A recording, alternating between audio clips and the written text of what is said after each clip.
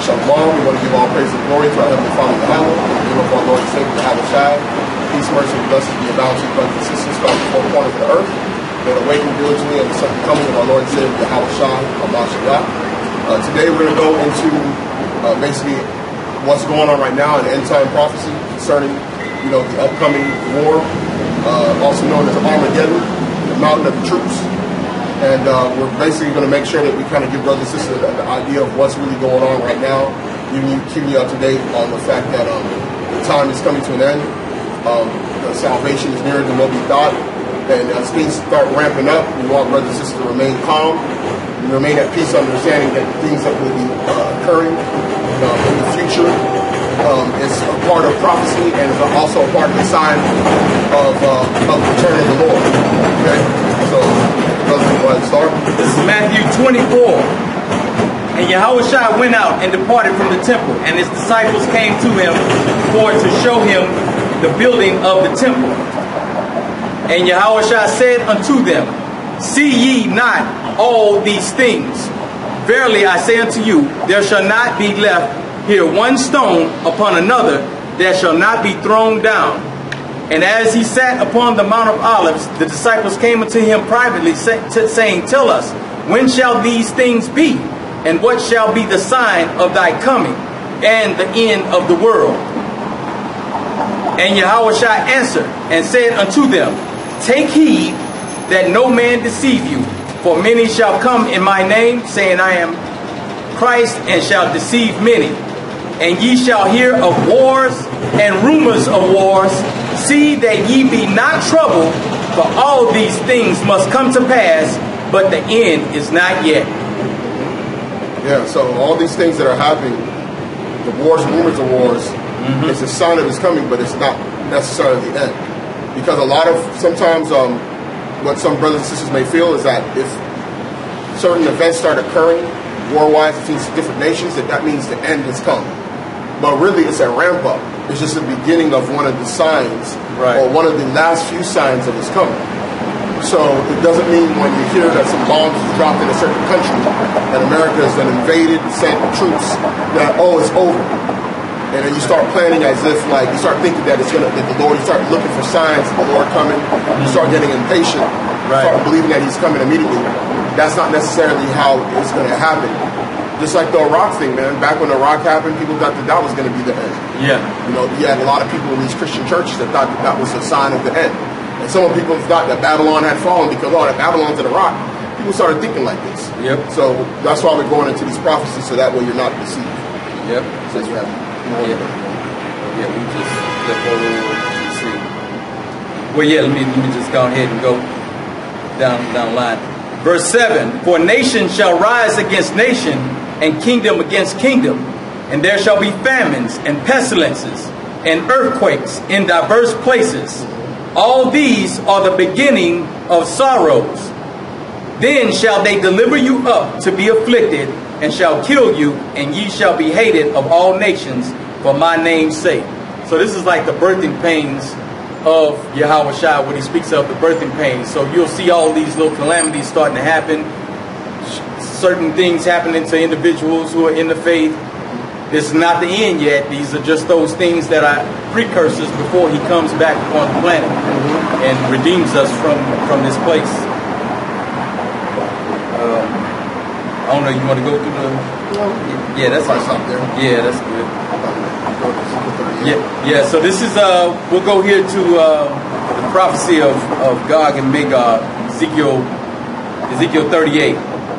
And the word of the Lord came unto me, saying, Son of man, set thy face against Gog, the land of Magog, the chief prince of Meshach and Tabul, and prophesy against him, and say, Thus saith the Lord God, Behold, I am against thee, O Gog, the chief prince of Meshach and Tabul, and I will turn thee back and put hooks in thy jaws, and I will bring thee forth, and all thine army, horses and horsemen, all of them clothed with all sorts of armor, even a great company with bucklers and shields, all of them handling swords.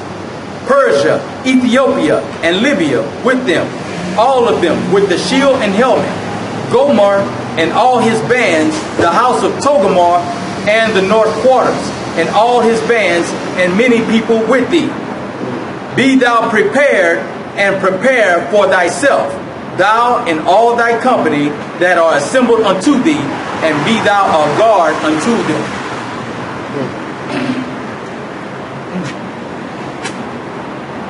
Yes, it's like the brother brought out. That's what you have to understand is that the scriptures is not update. It's not going to have updated names for some of these countries. Right. So a lot of times, like you got these Edomites, they'll tell you that that was already done, that happened in the past. When you read Ezekiel 37, that's the end time prophecy of the elect believing in the gospel. Right. When you get to 38, it goes into, it's in chronological order. It goes into the next thing, which is a ramp up of war. And what the brother was reading was the allies of Gog and Magog being a guard. Gog and Magog is modern day Russia. Okay, this is according to old Bible maps. Today, who knows what Esau is making in these newer Bible maps and telling people it's somewhere else. Right. But Gog and Magog is basically modern day Russia. In fact, if you go into the map, I think the map even extends down to like what is modern day Ukraine. Yeah. If you look at where Ukraine is a part of the sphere of influence of Russia. In fact, everybody knows about the Crimea situation. Right. And like the brother was saying, just to back up on this, like when you go from 37, 38, and 39, that's all going in order. You know, when you read the scriptures, they'll jump sometimes in the scriptures, but in this case, it's going straight in line. So if you want to kind of get a good idea of what's happening, what's going on, read that Ezekiel 38 through 39, because it just goes straight into a line right there. Yeah, it goes into basically the battle. It goes into there's multiple scriptures that go into the battle, but if you piece them together, you get a bigger understanding of the puzzle, right, of what's really going on, which is why we're doing this today. So the other countries, the other nations, because these are really just nations, biblical nations that are named Persia, Ethiopia, and Libya, which everybody knows Libya and that region has been taken down or really destroyed by the West. So that's automatically is easy to see why they would be an ally of Russia. Right. In addition to that, they're an oil-producing nation. I believe Libya was also an OPEC nation, wasn't it? So like a lot of these OPEC nations that the West, quote unquote, the West as in NATO is being hostile to, including Babylon, they are going to link up with Russia to get protected. Right. And so as you go further on, you're going to see kind of like, it's going to probably go more into what you're trying to go right now. This is verse 8. After many days thou shalt be visited in the latter years, thou shalt come into the land that is brought back from the sword, and is gathered out of many people against the mountains of Israel, which have been always waste. But it is brought forth out of the nations, and they shall dwell safely, all of them. Thou shalt ascend and come like a storm. Thou shalt be like a cloud to cover the land, thou and all thy bands, and many people with thee.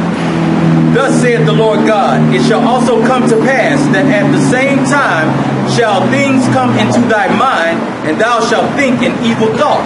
And thou shalt say, I will go up to the land of unwalled villages. I will go to them that are at rest, that dwell safely, all of them dwelling without walls, and having neither bars nor gates, to take spoil and to take a prey, to turn thy hand upon the desolate places that are now inhabited, and upon the people that are gathered out of the nations, which have gotten cattle and goods that dwell in the midst of the land. Yeah, so basically when you go through this, and mind you, this what the brother's reading, there's a lot of events that's happening in between. So it's actually kind of like just dealing directly with the actions of Gog and Magog, which would be Russia. So Russia, there's going to be certain actions that they're going to do from the time that they start, that the brother read, in the latter years I will bring thee back. Latter years meaning the latter years of his return, which is now. And if you look at how Russia is operating over the last few years, this signifies exactly what they're doing. In fact, even down to the allies that they got. Right. So the Bible really shows you who the axis, who the powers are. Who is going up against who. It's basically the spearhead is Gog and Magog versus Babylon. Okay, and part of Gog and Magog's of Rome is basically Persia, because that's like their primary ally in the Middle East. Of course, there's other countries involved, but Persia is heavily tied to prophecy as well, which we'll get into as we move further on.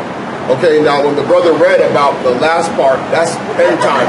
When the Israelites are gathered, when the elect are gathered back towards the land, Gog and Magog is still going to be around.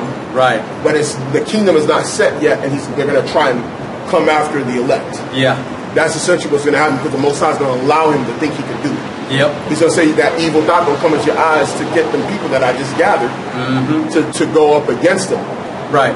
But he's not going to allow it to happen. He's going to take them down, and that's when you go into the other chapter 39, where he talks about what he's going to do with the army of Gog and Magog. Yep. Right? Yeah, that's right. It's going to go, like brother, go straight in order. Yeah, straight in order. But we're going to fill out the in-between parts with the other precepts.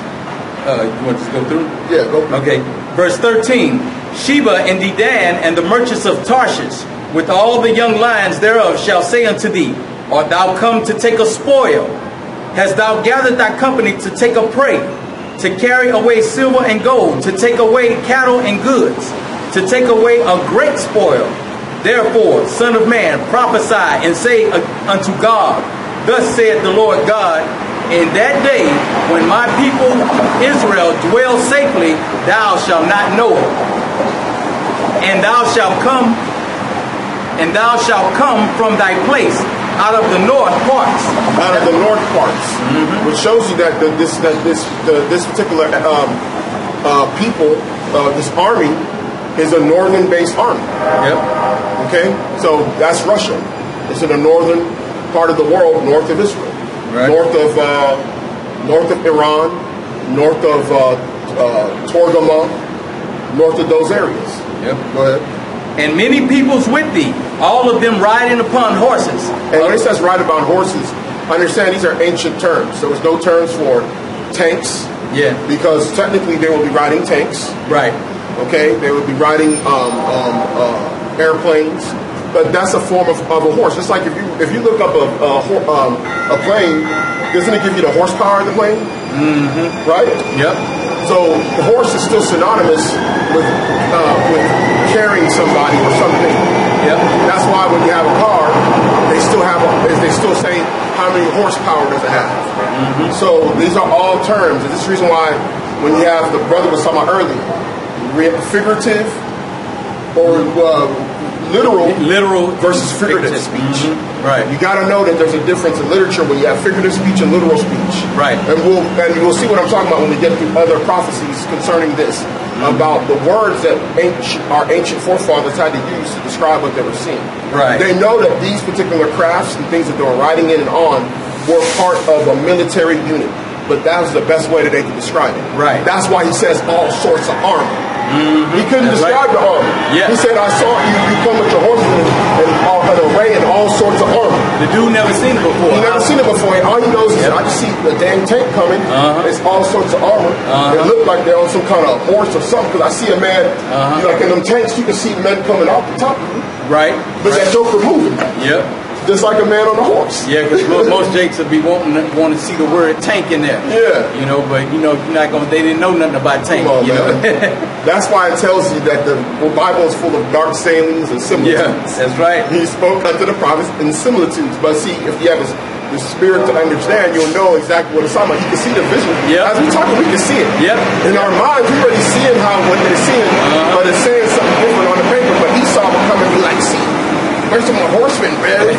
That already happened, bro. Yeah. Y'all listen to the Edomites, y'all gonna be confounded, man. Listen to the Edomites. But they don't come out with this 38. No, they ain't gonna speak on it. They'll come out of Ezekiel 38. They go to Revelation and don't even use precepts to prove their point. Right. Verse 16. And thou shalt come up against my people of Israel. So like the brother was saying, Russia's gonna come up against Israel, thinking an evil thought in his mind. Yeah, because at this point, Babylon is done away with. Right. That's the cold part about this. And we'll get into the end of Babylon.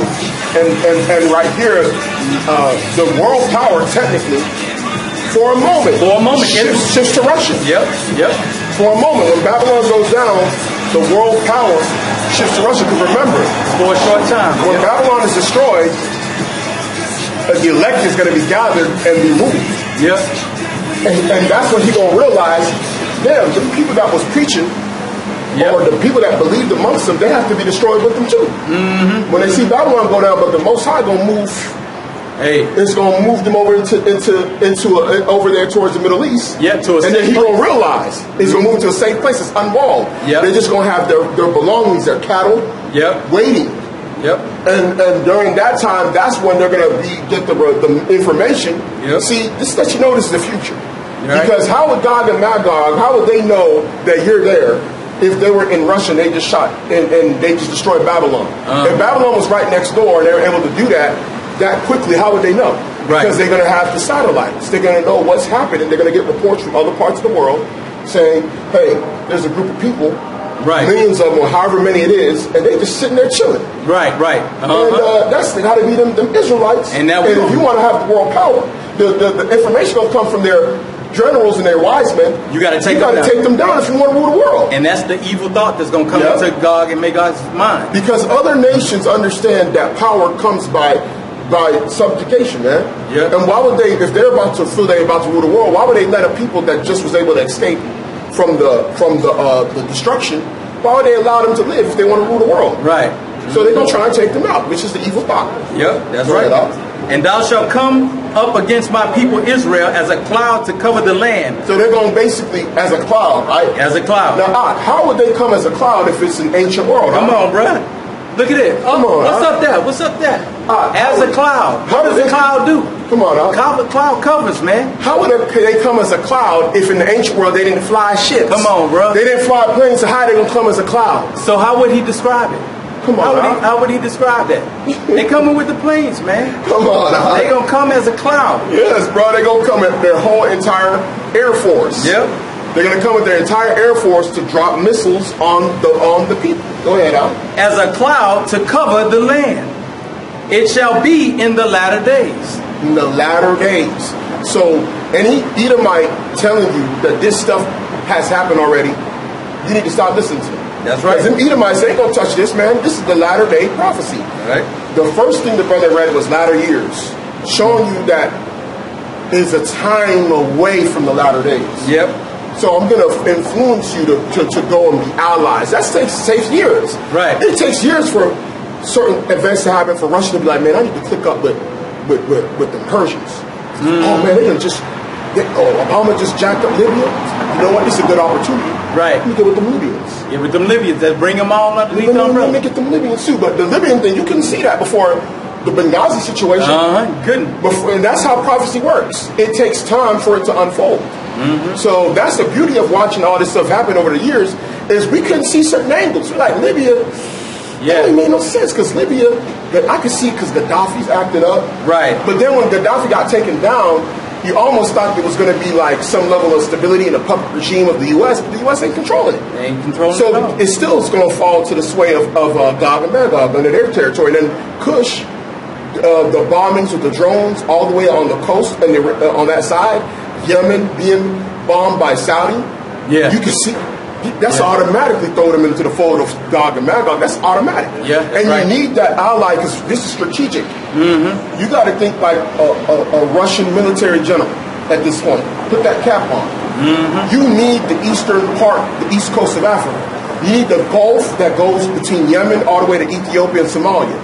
You need that area. You need a realm of influence, because when war pop off, you need to be able to bring in material, oil. You want to be able to control the economy in that region. Right. So that's the reason why strategically it would make sense for them to say we need that part too. Because on the other side of that water is Saudi Arabia that controls the opposite side. And then I need Iran.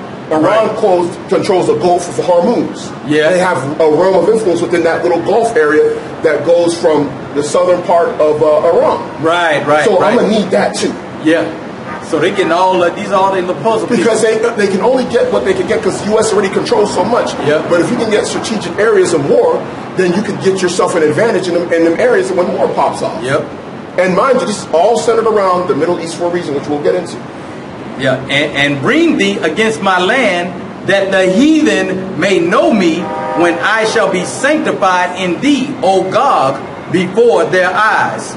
Thus saith the Lord God, art thou he whom I have spoken in old time by my servants the prophets of Israel? Now, he's saying this now, but he's saying it as if he told you today. You see how cold that is? That's cold, man. That's cold, man. He's like, listen, I already told Ezekiel. Back then, but aren't you that dude? Hey, man, that's cold. That's some cold stuff, man. When you think about this being written thousands of years ago, and we reading this today, man, listen, bro. Hey, listen, man.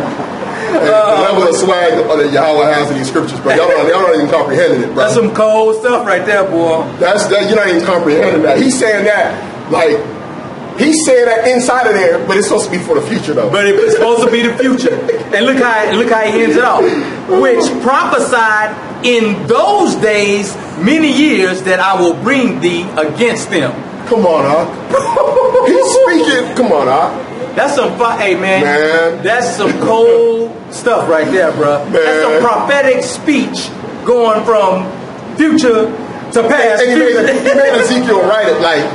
Yeah, he made him write it a certain way. He making Ezekiel write a certain way, but that's not supposed to be for the future, though. Yeah, exactly.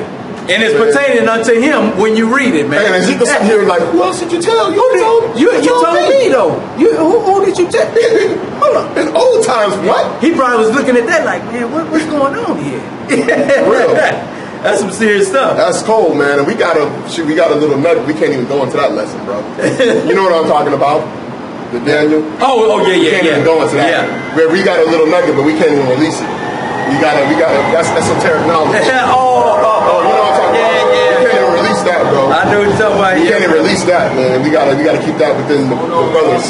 Hey, what's going on, Zach? It's not worth so y'all to know. Go ahead, let me see. And it shall come to pass at the same time when God shall come against the land of Israel, saith the Lord God, that my fury shall come up in my face.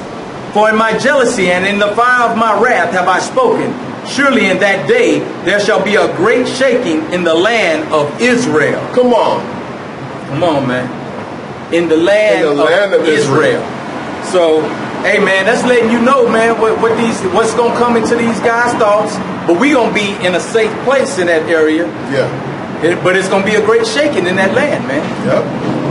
So that the fish of the sea and the fowl of heaven and the beast of the field and all the creeping things that creep upon the earth and all the men that are upon the face of the earth shall shake at my presence, and the mountains shall be thrown down, and the steep places shall fall, and every wall shall fall to the ground.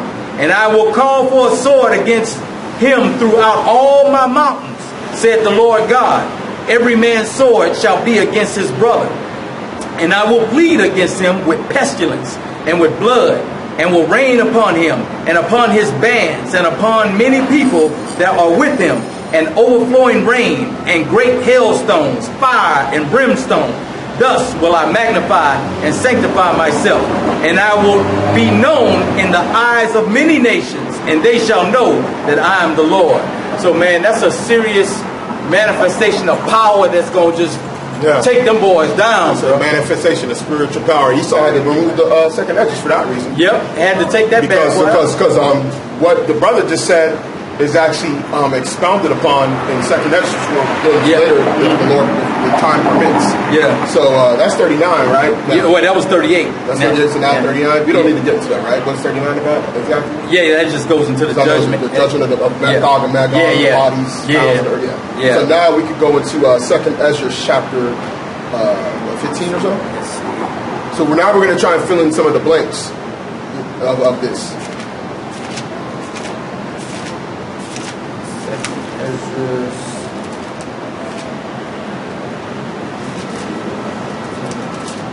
Still got to bring up Babylon, which is the main nemesis of basically Gog and Magog, Medes, Persia. Because if you notice, even the rhetoric in the media, Iran is very much considered like the biggest, vocally is being spoken of as the biggest threat to America. There's a reason for that, because there's prophecies on Iran. And a lot of prophecies. there's a lot of prophecies tied to Iran in the end times. Or Persia. This is 2nd Ezra 15. It says, "Behold, speak thou in the ears of my people the words of prophecy, which I will put in thy mouth, saith the Lord, and cause them to be written in paper, for they are faithful and true. Fear not the imaginations against thee, let not the incredulity of them trouble thee that speak against thee. For all the unfaithful shall die in their unfaithfulness. Behold, saith the Lord, I will bring plagues upon the world, the sword, famine, death, and destruction. For wickedness hath exceedingly polluted the whole earth, and their hurtful works are fulfilled. Therefore saith the Lord, I will hold my tongue no more as touching their wickedness, which they profanely commit. Neither will I suffer them in those things in which they wickedly exercise themselves. Behold, the innocent and righteous blood crieth unto me, and the souls of the just complain continually." Oh, we've been talking about that. Souls of the just, Yeah, right. cry unto me. We've been going into And that. these are the ones that have been slain.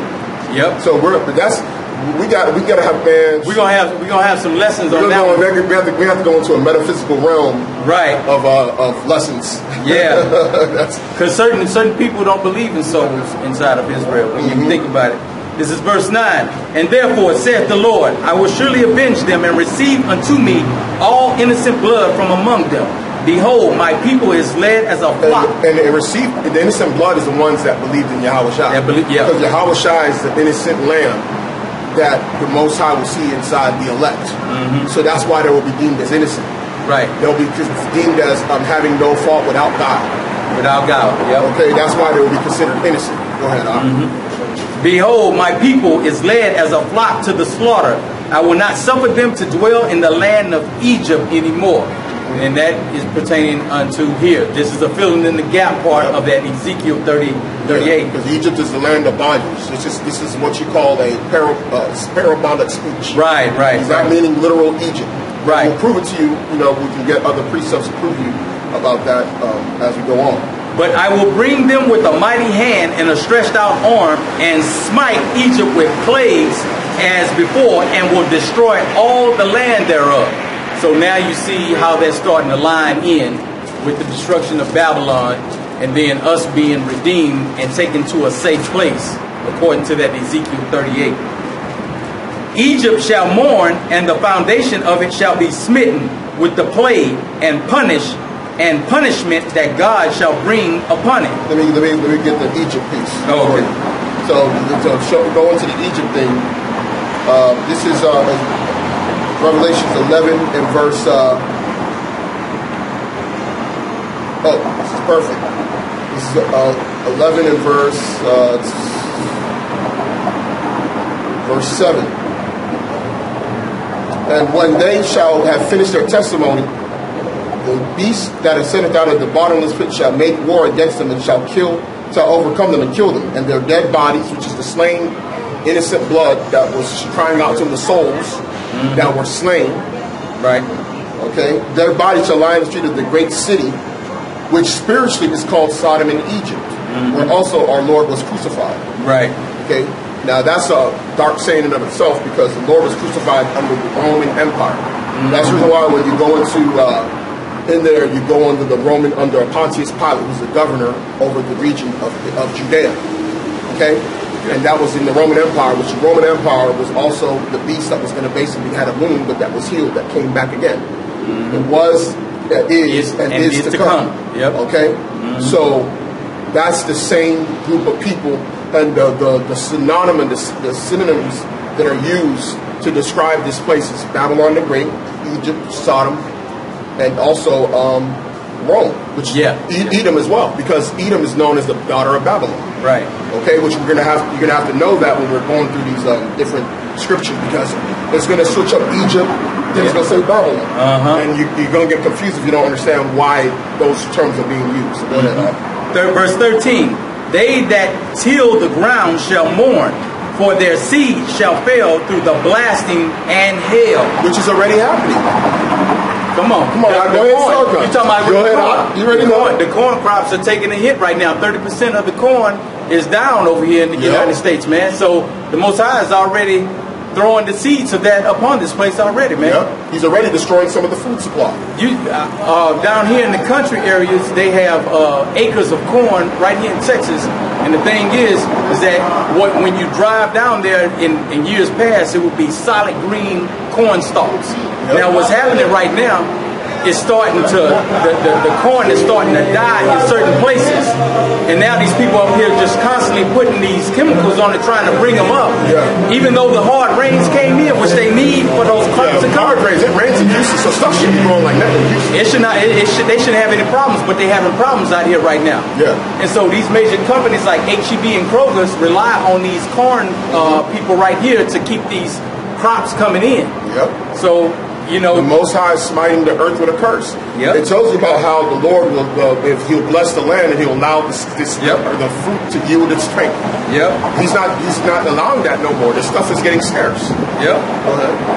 And with a fearful constellation, woe to the world and them that dwell therein. For the sword and their destruction draweth nigh, and one people shall stand up to fight against another. Which is what the brother brought out in Matthew 24, which is nation shall fight against nation. Right.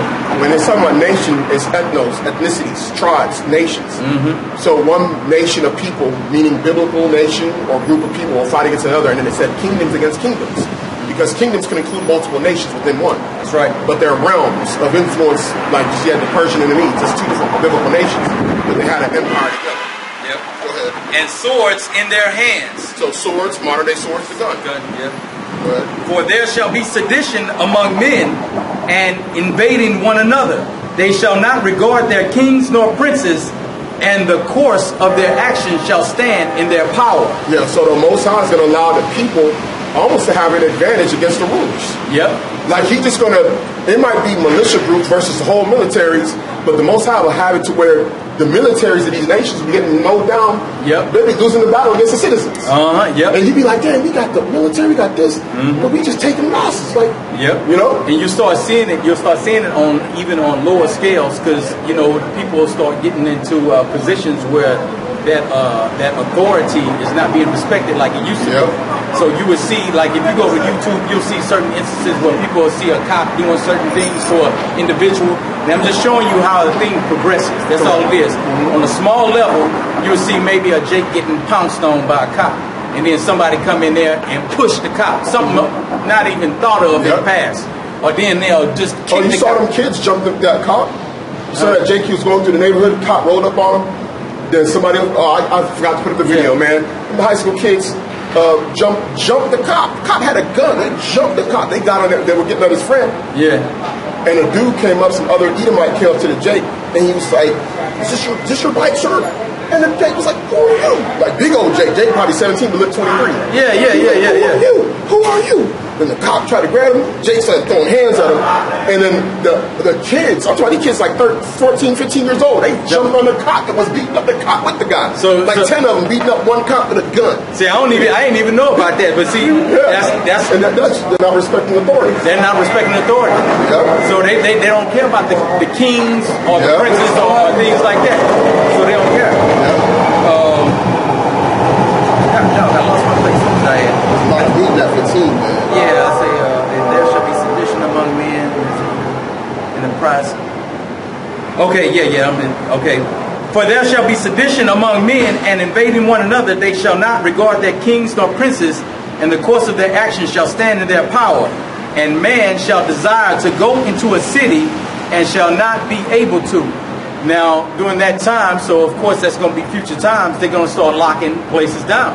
And so you're going to desire to go to this particular place, almost kind of like a Nazi Germany type thing, if you want to say, where are your papers? Where's your papers is your access, and you're not part of this type thing. You might not even be able to go on interstates unless you're like a sanctioned, like maybe you drive for a company. Right. You're a commercial driver, and you drive good, so maybe you got to go ship some stuff to Dallas. Esau will let you go through. But if you're just a regular car, they're going to be like, hold on, wait, why are you going to Dallas? What's your business? You know, and then if you ain't supposed to be there, probably lock you up. You know what I'm saying? And mind you, this is going to happen, man. Like in different parts of the world, you're literally going to be stuck in your city, bro. You need to go to Louisiana and go see your people. You can't do it, man. Esau, like, you can't. I even shot down I-10 east of Beaumont. right? Yep, that's how it's going to be. Esau could just do that, man. And you'd be just like, man, I can't go see my peoples, man. Yep. You know? You just stop. And that's why it's so important to get this word, because when that time comes, rest assured, things like YouTube are going to be regulated or shut down. Even worldly people know that YouTube is going to be probably shut down. Yep. So we talked about it, and he's worldly. He don't look at the scriptures or no future prophecy. Right. But a lot of these other guys, Blackstone Intelligence, Jake Mofonios, he knows that the stuff that they were doing with Farrakhan, Milo, all those people that got kicked off, Alex Jones, right? That was a precursor. Come on, they were just basically it's to make it look like it's not about that, but they're gonna get regular people shut down. And that's that like it started from here. It's just gonna escalate. For because their pride, the city shall be troubled, the houses shall be destroyed, and men shall be afraid. So just think, for an individual who doesn't even know about this book, when those things come, what is going to happen? The hearts are going to become faint. Thoughts are going to come to his mind. What do we do? He doesn't have a plan in his head. He's like, I don't know what to do. Just wig out, man. And man shall have no pity upon his neighbor. So all y'all militia groups y'all got together, you training with your next door neighbor, you ain't going to have no pity on them. Ain't going to have no y'all done went to the gun range and shot guns. Y'all done talked about how y'all going to prep and all that stuff. Brother just read it. No pity on his neighbor. Yep. But shall destroy their houses with the sword and spoil their goods because of lack of bread and for great tribulation. Yeah, lack of bread gonna make these people turn on each other, man. Yep.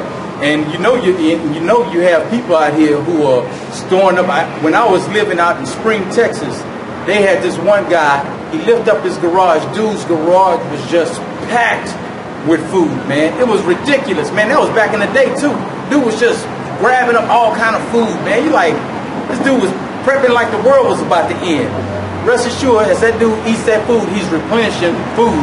And when the time comes, people gonna be like, we going to that dude's house right there. Yep. Because he would have the freaking garage door up.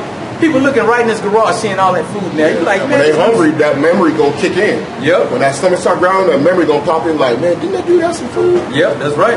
Yeah, man, let's go over. That dude been chilling. He been real quiet lately. Man, and when that night comes, because probably gonna be no electricity unless you got a generator. Yep. When that night comes, they gonna just swarm through, start busting, take the food, try and survive another day. That says, man, hey, it's coming. Verse 20, behold, saith God, I will call together all the kings of the earth to reverence me, which are from the rising of the sun, from the south, from the east, and Libanus, to turn themselves one against another, and repay the things that they have done to them. So these are those nations that's going to get repaid for what they've done to the children of Israel. Yep. All that stuff, all that bad talk, all that mistreatment, physical abuse, the slavery, the genocide. Yeah, it's going to be a day of recompense. It ain't going to be no more pulling yourself up by your bootstraps in that day. That's right. In fact, let me get that Joel. That's something being said right with Joel.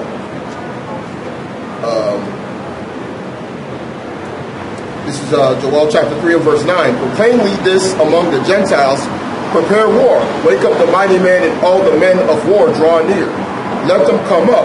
Beat your plowshares into swords and your pruning hooks into spears. Let the weak say, I am strong. Assemble yourselves and come, all ye heathen, and gather yourselves together round about. Thither cause the mighty ones to come down, O Yahweh. Let the heathen be awakened and come unto the valley of Yahweh Shabbat. For there will I sit to judge all the heathen round about. Come on, man. That lines right in perfectly right there. Yep. Lines in perfectly. Verse 21. Like as they do yet this day unto my chosen. Just like they doing right now unto us in this day.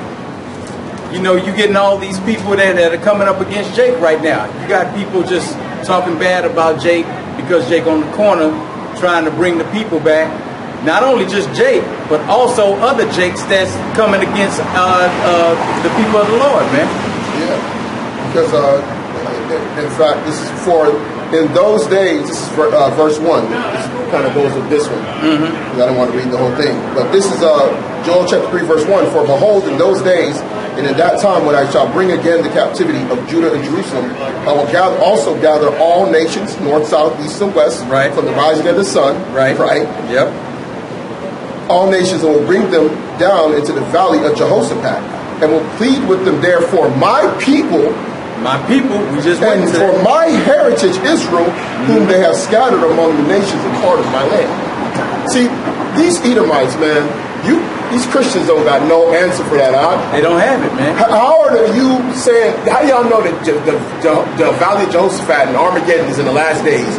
And the key caveat in verse 2 is that he scattered the people. Come on, man.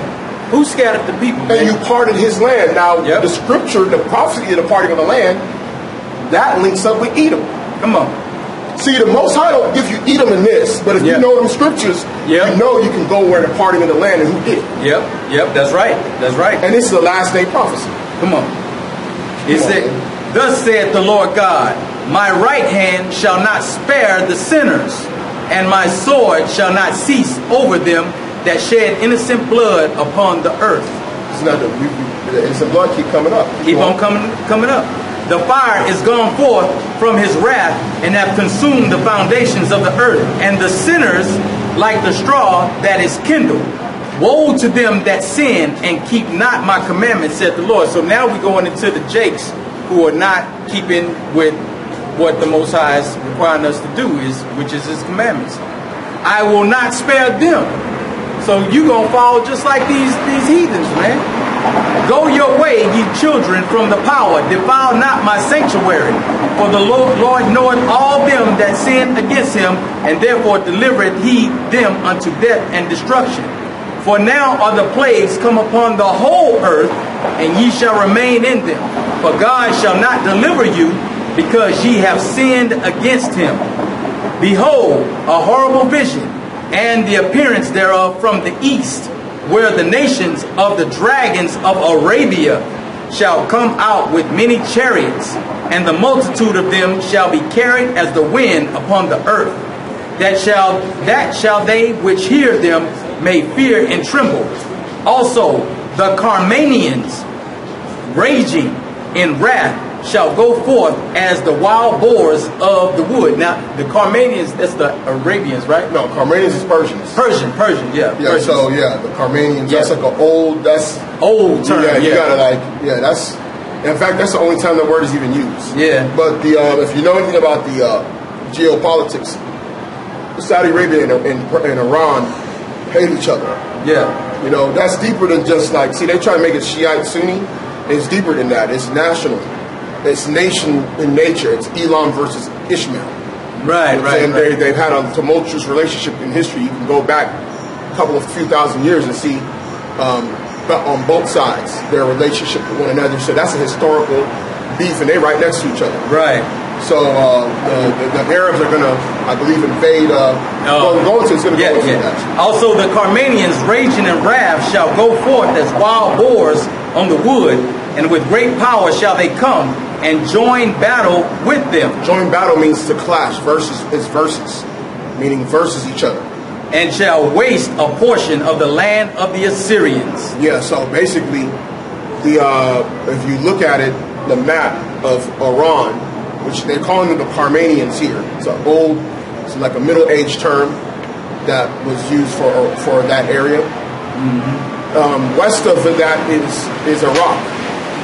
So northern Iraq is west of that. Northern Iraq is Assyria. The land of Assyria is northern Iraq. Right. So basically, when Iran decides to do their invasion, they're going to go into that particular. They're going to waste away that particular land. And there's a lot of military bases in Iraq. On that particular side, there's a lot of on the side that borders where Iran is and Iraq is. That's a large amount of military presence of the U.S. and their allies along that area. So that's one of the areas that they're definitely going to attack. Yeah. And Syria, again, the land of Assyria is northern Iraq. If you look up Nineveh, Nineveh's in northern Iraq. So if you Google it, it'll show you the part of Iraq that is. Go ahead. And then shall the dragons have the upper hand, remembering their nature. Yeah, so the Arabians, the dragons of Arabia, which is the sons of Ishmael, they're going to link up together, and they're going to basically remember their nature. The reason why it says remember their nature, because the prophecy of Ishmael was that Ishmael was a wild man. Right. So you got to know about that particular prophecy of his nature that he was prophesied to have. You know, so that means that this dude, anything goes for the agenda. So he'll come in and he'll take his whole family and strap them all up, and then they'll just go into wherever it needs to be. You know, they'll do whatever. Yeah, they're down for whatever. Pretty much. Yeah. So they're because again, remember, this hostility is very big against, the Most High is making the nations plead against each other. Right. So he's making them turn their swords upon one another. So one of the ones he's doing is Ishmael versus Elam. Elam, yeah. That's a major part of it. Right. And in fact, this week, Saudi Arabia says that America needs to do strategic strikes on Iran. Mm-hmm. And look how all these nations, of course, they all oppressed Israel, man. Had them in captivity. Yep, that's why the Most High is making them turn their swords on each other. Mm-hmm. For Israel, who is scattered among the nations. Go ahead. And then shall the dragon have the upper hand, remembering their nature, and if they shall turn themselves, conspiring together in great power to persecute them, then these shall be troubled and keep silence through their power, and shall flee. And from the land of the Assyrians shall the enemies besiege them, and consume some of them, and in their hosts shall be fear and dread and strife among their kings. Yeah, so basically Iraq, when this stuff goes down, is going to be a major battleground. Yeah. Even though Iran is going to be declared war upon at one point, Iraq and that area and territory is still going to be a major area because it makes sense. Eastward of Iran is Afghanistan. Mm-hmm. But the center of everything, everybody knows that the bulk of the military troops in between Afghanistan and Iraq is in Iraq. And that there's fighting ready going down there. There's the Kurds, there's the American military, there's other NATO troops.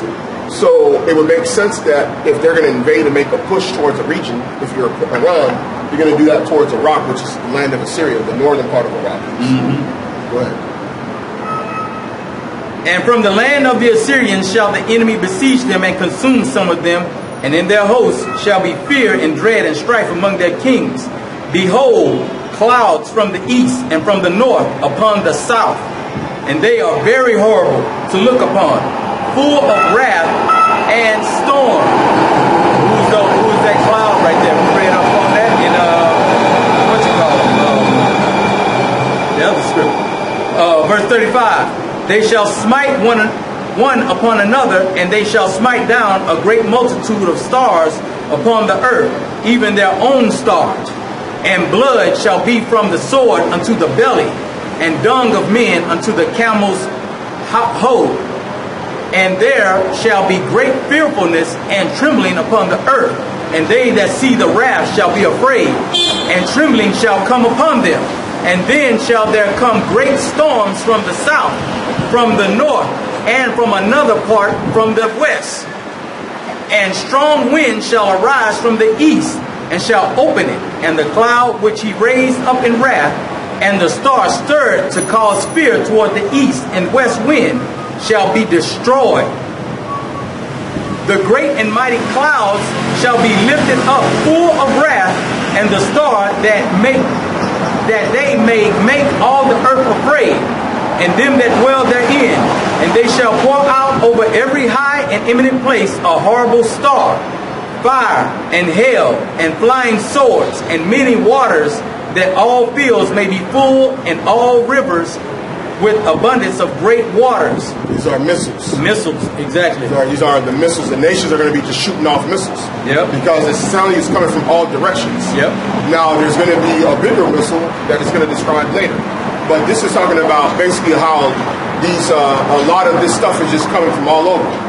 Stars could be talking about ships, like aircrafts, or clouds could be talking about that. But then when you hear about the fire, the hail, and all that stuff, that's talking about those projectiles and missiles.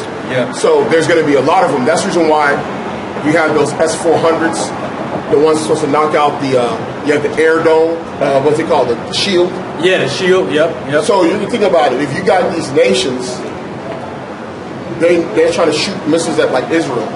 They might just say, listen, man, just shoot a bunch of them towards them. They can't catch all of them. They can't catch all of them. The shield, that dome, can't catch all of them. So they're going to be shooting stuff from all directions to shoot towards that region. This is going to be a chaos because some of this stuff, these missiles are going to be shooting, can land and hit their own troops or hit their own allies. Right. But it's going to be so hectic that they're just going to be like, man, just let it all off. Yeah. Because it's just going to be so much confusion of what's going on. Because you know in the past that the U.S. when they were dealing with Russia, they were trying to put those shields along the borders of Russia in I want to say Bulgaria, one of those places. Russia was like, man, y'all need to move that stuff, man. Ukraine, they was dealing with the Ukraine. It's trying to put that missile shield over there in Ukraine, and so Russia was like, man, y'all need to get that stuff out of here, man, or we're gonna have to go to war. But see, they gonna have that same stuff over there in Israel, just like the brother said. When they fire off all those missiles, hey, that thing ain't gonna be able to catch all those things, man. Verse 42, and they shall break down the cities and walls, mountains and hills, trees of the wood and grass of meadows and their corn. So this tells you it can't be, this thing that's doing this cannot be a regular sword. Can't be. This is not no regular sword and spear. It's knocking down cities of walls. These are missiles. Tearing up fields of grass and crops. And it's just letting you know what the brother was saying was true. Is that so that's going to create massive famine in those regions. You got to think about the level of chaos. Because listen what it says, and their corn. It's talking about their food. Yeah. So if it hits that food, you know famine is coming now. Exactly. There's going to be so much chaos. City buildings are going to be destroyed. Yep. Crops going to be damaged. Man, it's going to be utter chaos. Yep. A bloodbath. Like the brother read, the blood is going to be as high as the horses, whatever. Right? Yeah. It was saying how much death is going to be reigning in that area. And it's coming to Babylon too. And it's going to be nothing but troops of other nations gathering themselves, according to Joel. They're just going to be gathering themselves in that area because they know what they're fighting for is that control over that oil. That oil. The oil. They know that the elites want to grab that oil and formulate their new world order. They're going to be hip to that stuff. Which is why they started up that genie oil piece, man. Yeah, the genie oil, man. Which I know you probably saw that coworker. Yeah. He probably couldn't believe it, man. Man, hey. All the most evil jokers on that board. Rupert Murdoch, Jacob Rothschild. Oh boy, what? Donald, not what's his name? Not Rumsfeld, but Cheney. Dick Cheney. Oh, the worst of the worst. The worst of the worst. And the corporate of the neocons. Oh, boy, he said the worst of the worst. I mean, you just picked the most wicked politicians in all of Babylon and just put them on that joker. Then put the most wicked man on the planet, a Rothschild. Oh, you know? Man. This is just, you got to put some heartless people on that stuff that say, kill them. That's when they come through. We need this. You know, what do? Kill them all. Kill them all. Hey. John Bolton, get them on the phone. Oh, man. Hey, just drop bombs on them. Forget the children. Forget the kids. Man. Hey, heartless individuals, What about the troops? Your troops are there, sir. Kill them too. This is what you call sacrificial lambs. This is what you call an individual who has no soul. No. Yeah. Soul is where your love and your desire comes from and your compassion. Dude, with no soul, kill them all. Yeah, that's how they're going to be talking in them boardrooms, bro. But the troops are there, sir. Kill them all. Sound like General Patton up in there. Yeah. I remember back in the day. Verse 42. And they shall break down the cities and walls and mountains and hills and trees and grass, meadows and corn. And they shall go steadfastly unto Babylon and make her afraid. So basically, a big missiles or not missiles, a cloud of them. A cloud that of will them. cover the sky. Yep. Is going to go steadfastly unto Babylon. And what's going to do? They shall come to her and besiege her, the star, and all wrath shall they pour out upon her. Then shall the dust and smoke go up unto heaven, and they and all they that be about her shall bewail her. That's the destruction of Babylon. So in the midst of this war, as they're bombing each other, as the military troops are fighting each other and all that stuff in that whole territory region, which is the Valley of Jehoshaphat, they're going to be like, you know what, man? Get rid of these dudes. Come on, they're just going to decide, look, man, we just going to bomb nuclear missile these dudes. We just going the whole country of from sea to shining sheep. out of there. Out of there. And so now, the thing That's is, how great the confusion going to be. Yep. They're going to have to come to the conclusion that, man, we got to get rid of the hope. Yep. Yeah, you got to think about how cold this is. Do you know that when they made this decision, some of their own relatives and friends would probably be over here? Exactly, man. The thought is that because this is the sword of Yahweh coming against his people, even though he's using these wicked Edomites to do it. So the thing is that the purging of this place will come from those Edomites, and now here comes the faith of the saints. How will they escape during that time? That's when we believe that the Most High, Yahawashi. This links up with the middle of the Ezekiel 38 that we're reading. Yep, that's right. These are the events. We're giving you some of the events. Yep. And they that remain under her shall do service unto them. So whoever is under, who remains, gonna do service unto these what you call them is coming up over here. And they shall remain under her, shall do service unto them that have put her in fear. And thou, Asia, so now we going into the scriptures specifically speaking about Asia, that are partaker of the hope of Babylon, meaning that they do the same thing as Babylon, want to be like Babylon, mimicking Babylon, and art the glory of her person, woe be unto thee, thou wretch, because thou hast made thyself like unto her, and hast decked thy daughters in whoredom, that they might please and glory in thy lovers, which have always desired to commit whoredom with thee. Thou hast followed her that is hated in all her works and inventions. Therefore said God, I will send plagues upon thee. So Asia gonna get the same thing upon her. Those plagues gonna come upon her because she want to be like Babylon. Yeah, and if you go into the books of the prophets, when you go into, there's a prophecy on Moab that fits exactly this. Yep, that's about right. how they're just going to be desolated like so bad. Come on, man. You know, and there's a prophecy, end time prophecy on Moab, which is very bad.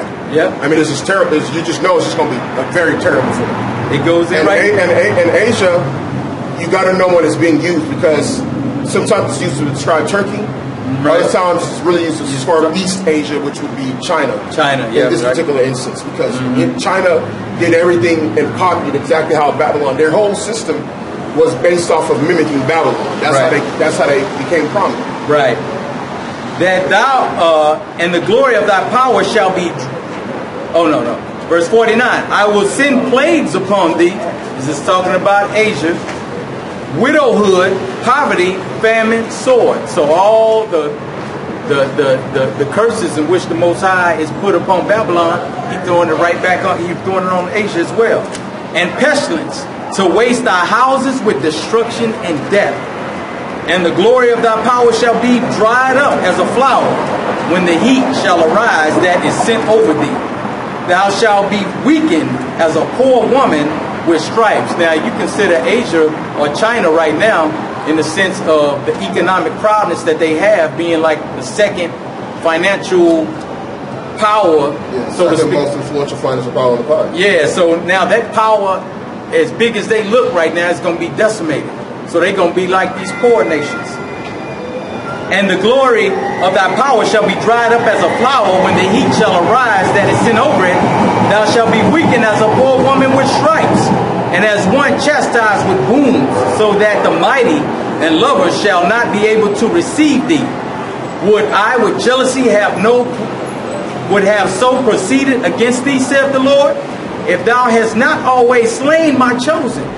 Talking about these Chinese, man, they did the same thing, man, wiping Jake out just like Esau wiping him out. Exalting the stroke of thy hands and saying over their dead when thou wast drunken, set forth the beauty of thy countenance. The reward of thy whoredom shall be in thy bosom. Therefore shalt thou receive recompense. So that's the payback for what these people have done, man.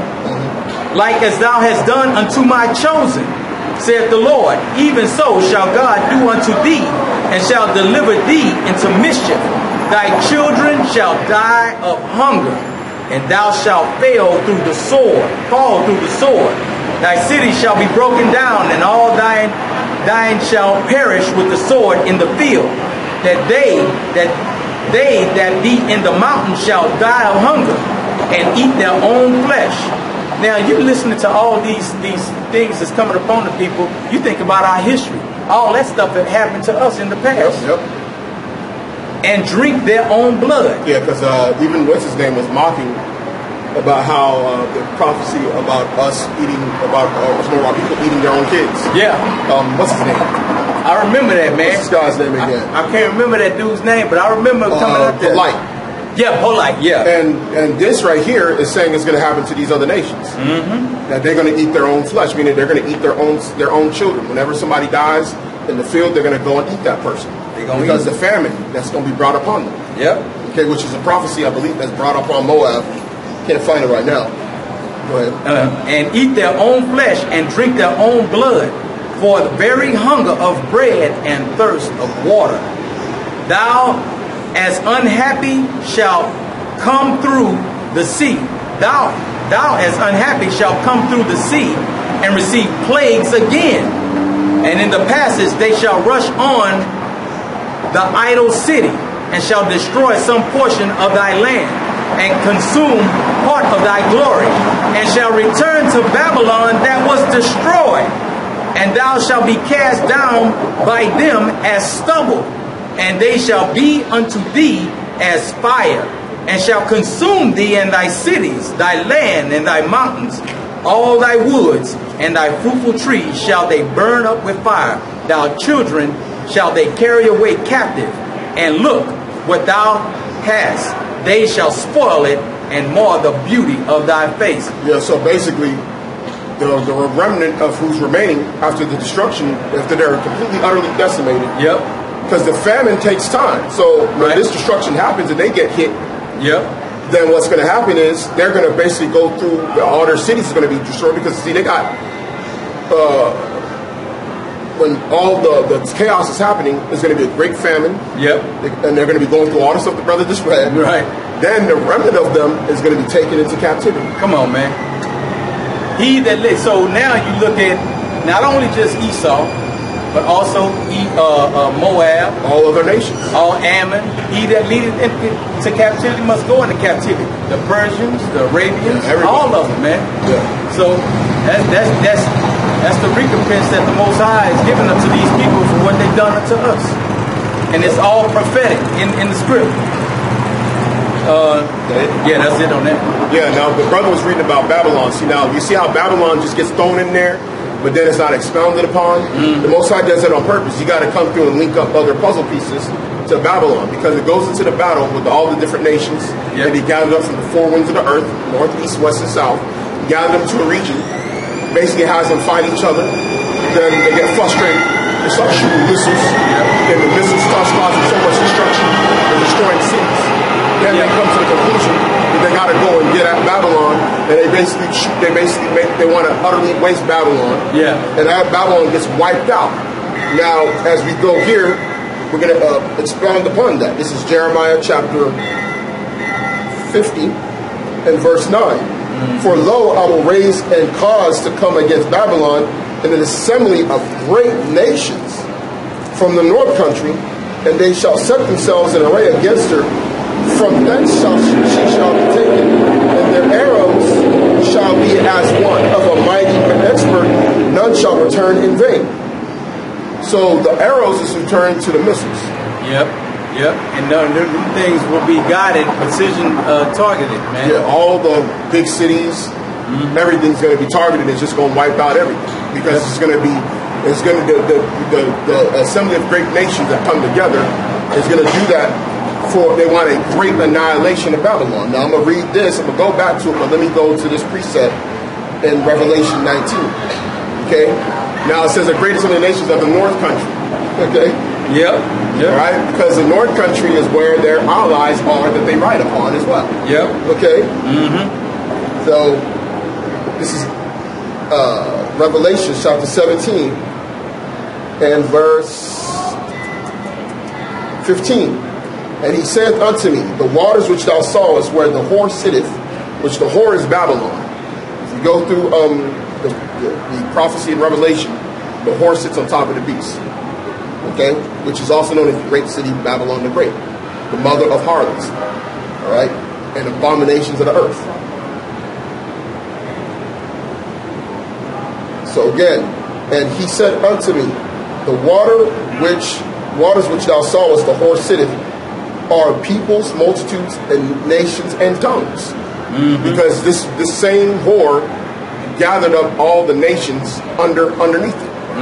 Okay, so they have everybody under subjection. When you sit upon something, that means you are dominant upon it. Okay, so dominant upon the other tongues, upon the other nations, okay, upon the multitudes. It says, and the 10 horns which thou sawest upon the beast, these shall hate the whore. So these are the great assembly of nations of the north country. Yep. These shall hate the whore, and shall make her desolate and naked, and shall eat her flesh, and shall burn her with fire. For God hath put it in their hearts to fulfill his word, to agree, and to give their kingdom unto the beast, until the word of God shall be fulfilled. And the woman which thou sawest is that great city which reigneth over the kings of the earth. And everybody knows that America is the empire that runs the earth, man. Yeah, everybody knows that, man. In fact, what's his name? Who was the general? General William Clark. Clark, yeah. General William Clark himself said that that America was going to be the hammer of the earth. Right. That if there was a problem, it was like a nail, and we would be like the hammer. Come on, man. Where is that at? Which we can get to as well. That's in Isaiah. Yeah, I believe I'm not mistaken. Oh, you got some on it? No. Yeah, so I got some geopolitical pieces to the puzzle right here, because when you think about the destruction of Babylon, there was always some sort of political motivation before that destruction, because the Most High had to move these pieces. And how do you move pieces? You move them through politics. When these people make these decisions. So this is Jeremiah 49, and I'm going to start here at 49. I'm going to start at the 14th verse. I have heard a rumor from the Lord, an ambassador is sent unto the heathen, saying, gather ye together and come against her, and rise up to the battle. For lo, I have made thee small among the heathen, and despised among men. Thy terribleness have deceived thee, and the pride of thine heart, O thou that dwellest in the clefts of the rock, that holdest the height of the hill. Though thou shouldest make thy nest as high as the eagle, I will bring thee down from this, saith the Lord. Man, this is some serious meat up inside this 49. So much unpacking. It's a lot of unpacking in this. So much. But I want to get to that part. Let me see. Verse 17. Also Edom shall be a desolation. Every one that goeth by it shall be astonished, and shall hiss at all the plagues thereof. You got something? Now Edom, I was reading in Jeremiah 50. Jeremiah 49 and 50 is the exact chapter. But they're saying Babylon in that one, they're saying Edom in this one. In 49 they call it Edom. When you read it, you be like, man, I just read that. Yes, but then all the Most High did, he told Jeremiah to do Edom and then do Babylon, and it was the same exact word. It was the same thing. So that 49 and 50 go together. When the brother started reading that, I was like, oh, there it go. Yep. And it says, behold, verse 19. Verse 18. And in the overthrow of Sodom and Gomorrah and the neighboring cities thereof, said the Lord, no man shall abide there, neither shall the Son of Man dwell in it. Behold, he shall come up like a lion from the swelling of the Jordan. Oh, so you brought it right there. You already on it. Yep. Against the habitation of the strong. But I will suddenly make him run away from her. And who is a chosen man that I may appoint over her? For who is like me? And who will appoint me the time? And who is that shepherd that will stand before me? Come on, huh? Therefore, hear the counsel of the Lord he have taken against Edom. He literally saying, man, listen, man, you don't understand how deep that was right there. Yahweh saying, who is like me? Right. Who is that shepherd? Yeah. His son, man. Come on, man. His son, man. Like we say down here, man. Right? Man, you guys out there, you Old Testament only, you non-Messianic Israelites, you guys is through. Y'all boys is through, man. These words right here, man. Yes. They read over that. They got to read over that, man. Who's the All right, hold on. I got it. Go ahead. I got a precept for that one too, bro.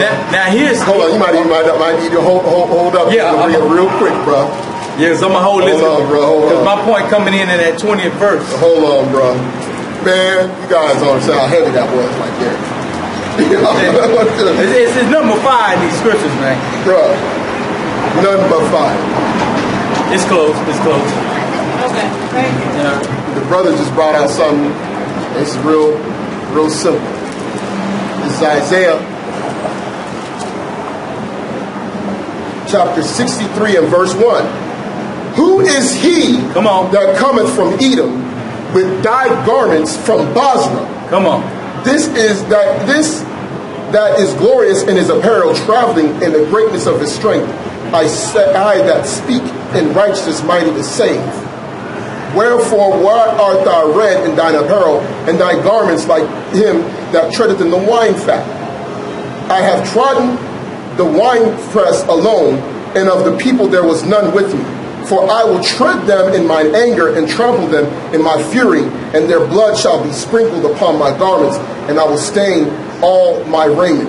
For the day of vengeance is in my heart, and the year of my redeemed is come. Man, now that's so far right there. Now look, I started at verse 14. That's heavy. If I go to 13, now watch this. Go ahead, For I have sworn by myself, said the Lord, that Basra shall become a desolation, a reproach, a waste, and a curse, and all cities thereof shall be perpetual waste.